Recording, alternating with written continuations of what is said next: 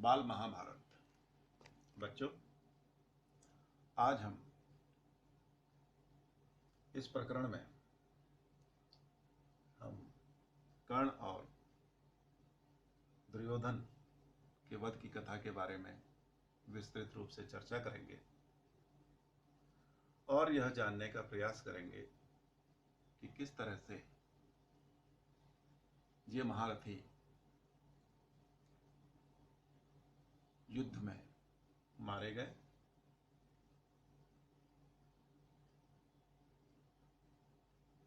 इसमें यह जानना भी आवश्यक है कि महाभारत और उससे जुड़ी कहानियां भारतीय संस्कृति का अभिन्न अंग है। श्रीमद् भगवत गीता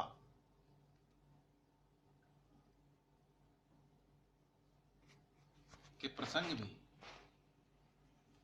हमें इस पुस्तक में देखने को मिलते हैं।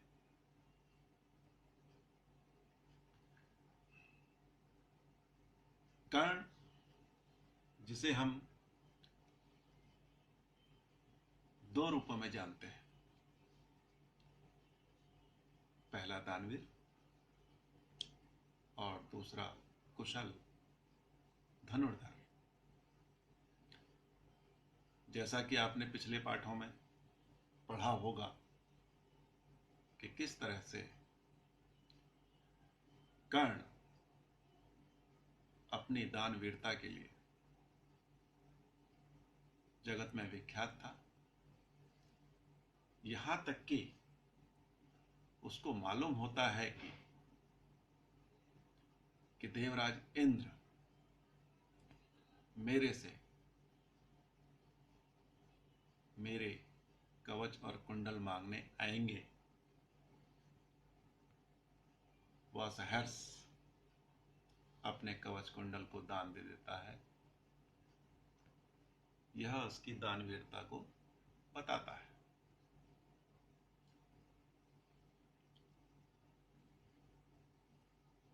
युद्ध कौशल की बात करें तो उसके पास दिव्यास्त्र और परशुराम का शिष्य था। परशुराम से कर्ण ने धनुर्विद्या सीखी।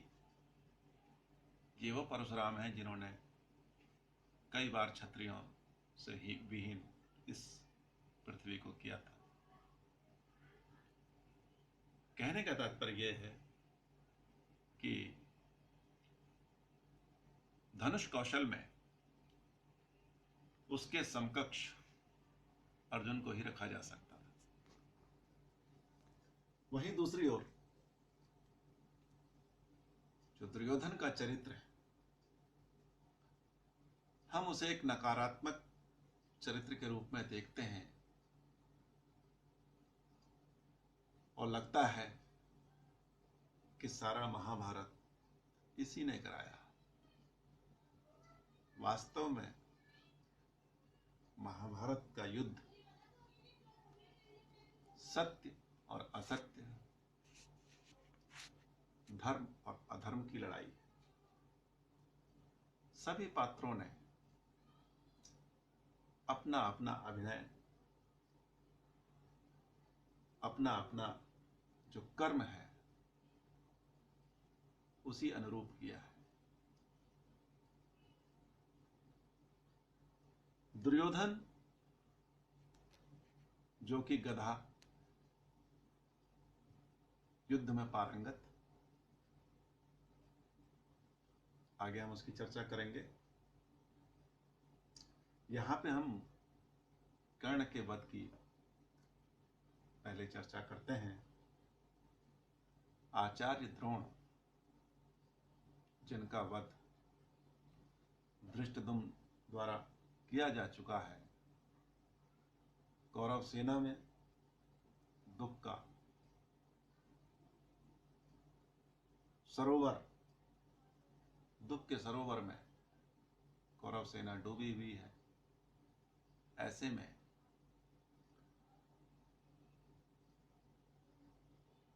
दुर्योधन कर्ण को कौरव सेना का सेनापति नियुक्त करता है और मद्रराज शल्य को उनका सारथी बनाता है।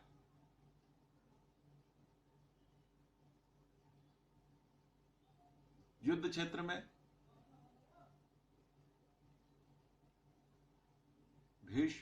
भीम जो हैं अपने गदा कौशल से दुर्योधन के छोटे भाई दुशासन का वध करते हैं। दुशासन के वध से कौरव सेना में खलबली मच जाती है। वहीं दूसरी ओर कर्ण और अर्जुन के बीच युद्ध हो रहा होता है। क्योंकि दोनों ही धनुर्धर अपनी विद्या में पारंगत हैं, घमासान युद्ध हो रहा है। इसी क्रम में कर्ण के रथ का पहिया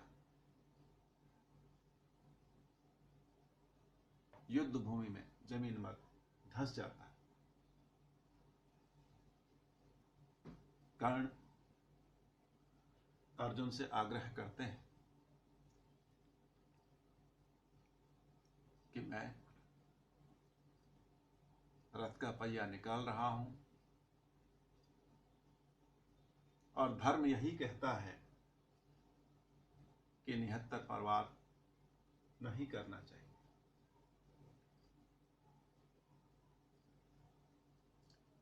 कर्ण के मुंह से धर्म की बात सुन करके कृष्ण क्रोधित हो जाते हैं और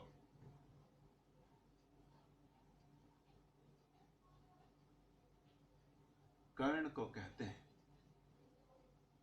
हे कर्ण, आज तुम किस मुंह से धर्म की दुहाई दे रहे हो? तुम्हारा धर्म उस समय कहां चला गया था जब भरी सभा में द्रौपदी का अपमान हुआ, उसके वस्त्रों का हरण हुआ, तब तुम्हारा धर्म कहां था? और यही नहीं, अभी कुछ दिन पूर्व जब अभिमन्यु का वध तुम 7 महारथियों ने मिलकर किया था, उस निहत्थे बालक को तुमने घेर करके मारा था। उस समय तुम्हारी धर्म की मर्यादा कहां चली गई थी? आज धर्म की दुहाई दे रहे हो।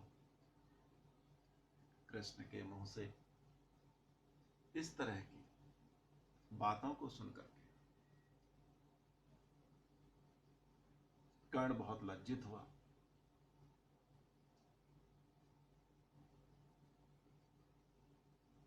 कृष्ण ने उसे धिक्कारा और कहा, आज तुम्हारा यह धर्म की बातें करना बिल्कुल न्यायोचित नहीं है। तुम तो उसी दिन धर्म विमुख हो गए जब तुमने दुर्योधन का साथ दिया।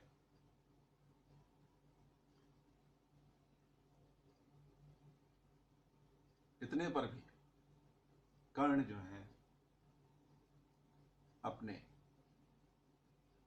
धनुष बाणों से रथ से उतरकर कर्ण से युद्ध करते हैं, अर्जुन से युद्ध करते हैं और बीच बीच में अपने रथ के पहिए को निकालने का भी प्रयास करते हैं। दोनों तरफ से घनघोर युद्ध हो रहा है।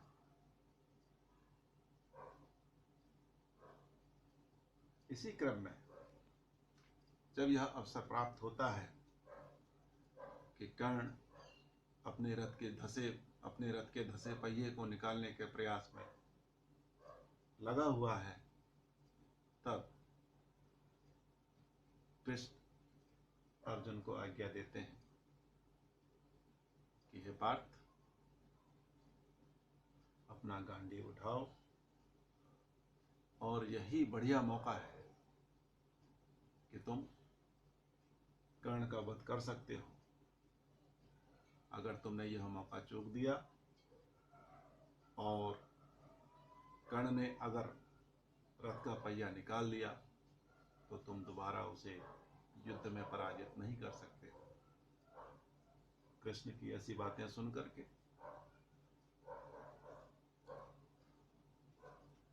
अर्जुन ने तत्काल अपने गांडीव से तीरों का प्रहार किया और कर्ण का वध कर डाला।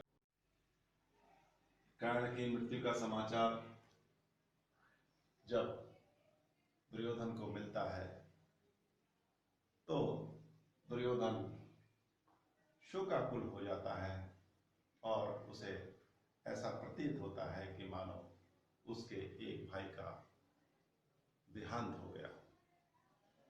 क्योंकि दुर्योधन और कर्ण के बीच में जो मित्रता थी उसकी मिसाल कौरवों के बीच में दी जाती थी।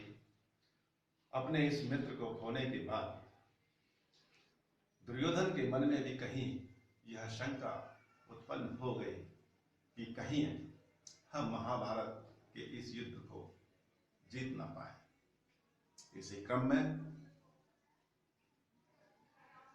कौरव के एक महारथी जिनका नाम कृपाचार्य है, वे दुर्योधन को सलाह देते हैं कि ये दुर्योधन, अभी भी समय है, तुम पांडवों से संधि कर लो।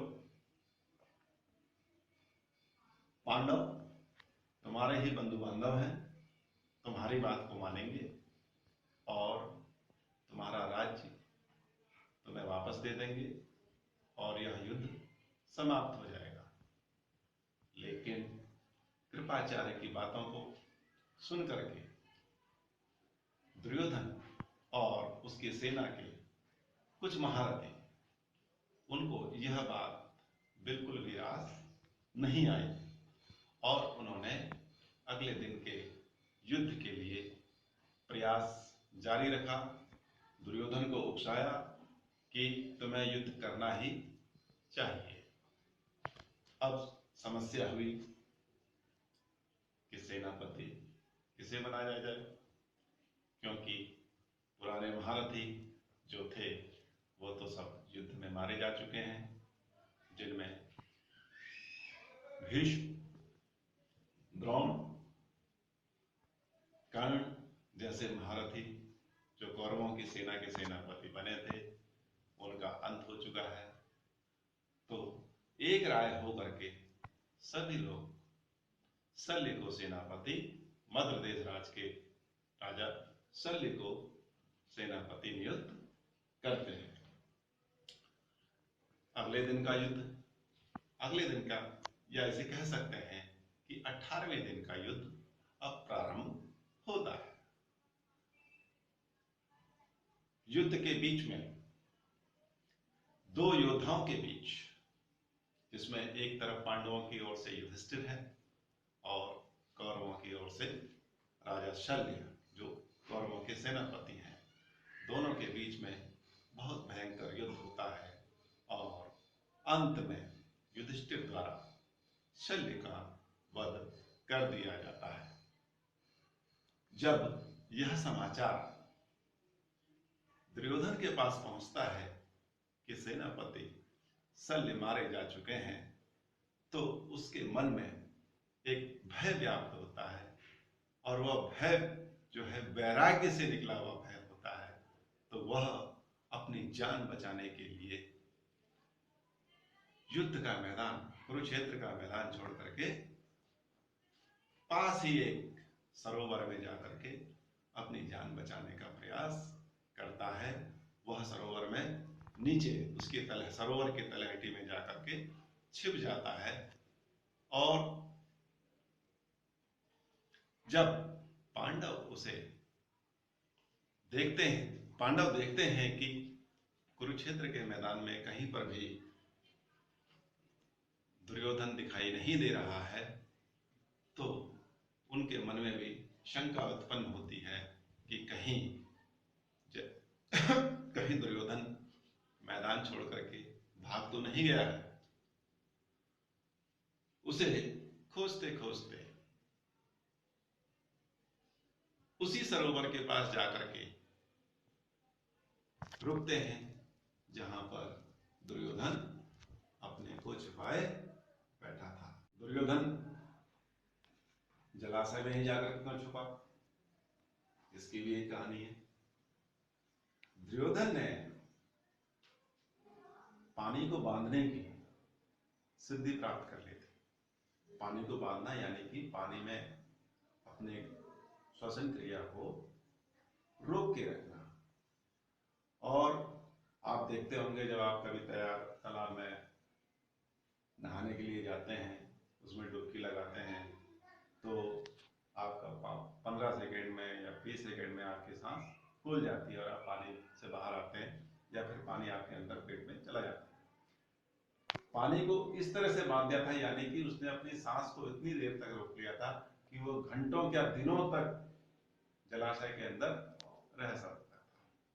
यह बात पांडवों को मालूम थी कि वह हो ना हो जलाशय में ही छिपा हुआ है। तो उस सरोवर के पास पहुंचे जहां पर दुर्योधन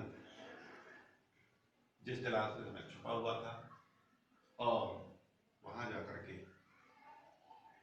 उन्होंने दुर्योधन को आवाज देकर के बाहर निकालने का प्रयास किया, उसे ललकारा, और भीम ने तो उसे बहुत से अपशब्दों का प्रयोग करते हुए जलाशय से बाहर निकालने का प्रयास किया।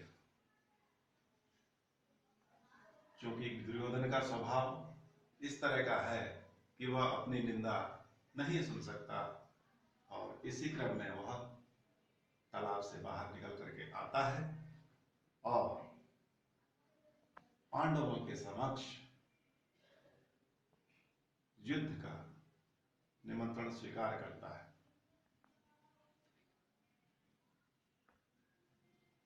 युद्ध के निमंत्रण को स्वीकार करने पर उसके मन में कहीं यह भी शंका उत्पन्न होती है कि पांचों पांडव मिल करके कहीं मेरा वध ना कर दें।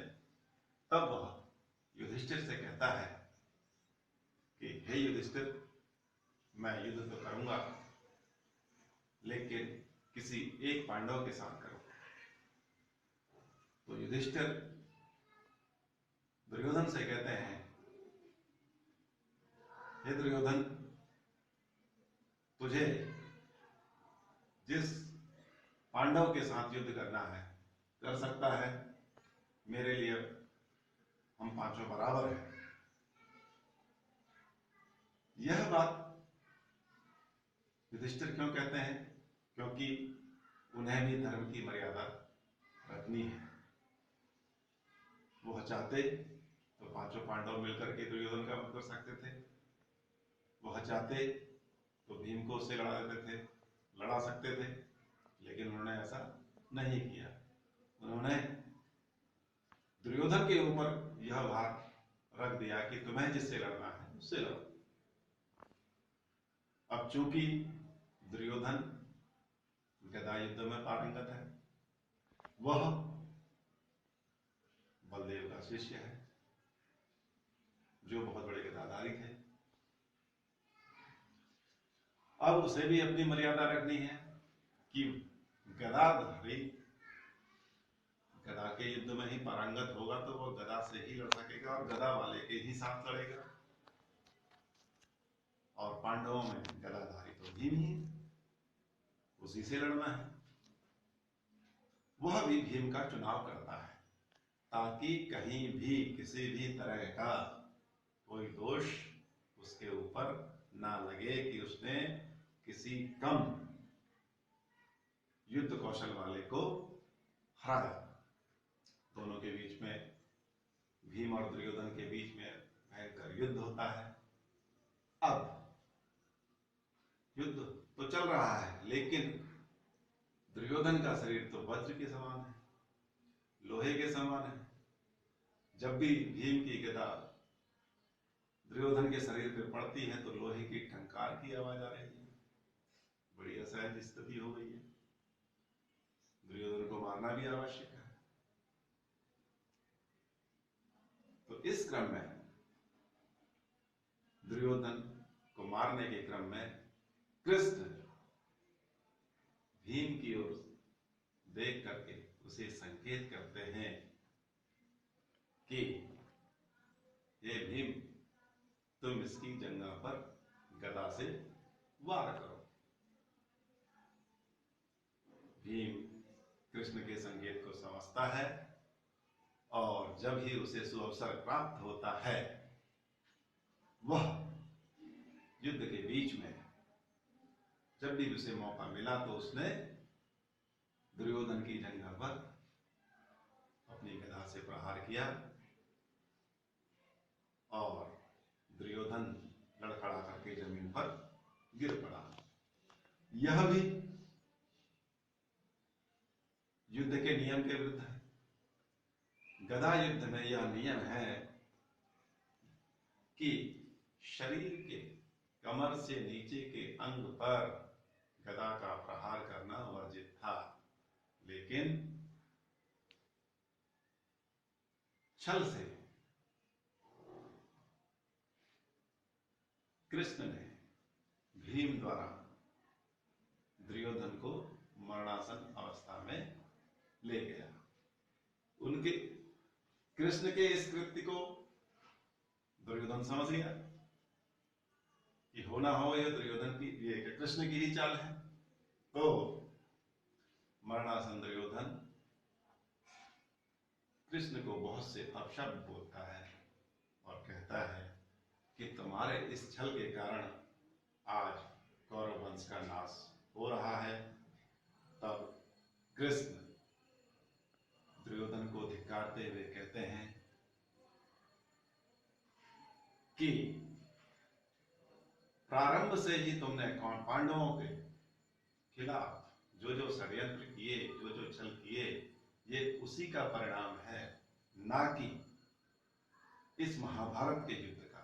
महाभारत का युद्ध तो एक निमित्त मात्र है। तुमने जो कर्म आज तक पांडवों के लिए किए, उसी का यह परिणाम है कि तुम आज मरणासन अवस्था में पहुंच गए हो। और इस तरह से इस युद्ध में दुर्योधन की पराजय होती है और पांडव पक्ष खुशी से झूमने लगता है और उन्हें यह विश्वास हो जाता है कि अब महाभारत का युद्ध पूर्ण रूप से समाप्त हो जाएगा। लेकिन यह भी दूर की कौड़ी है कि इतनी जल्दी महाभारत का युद्ध समाप्त हो। अभी इसमें एक दो प्रसंग आना और बाकी है।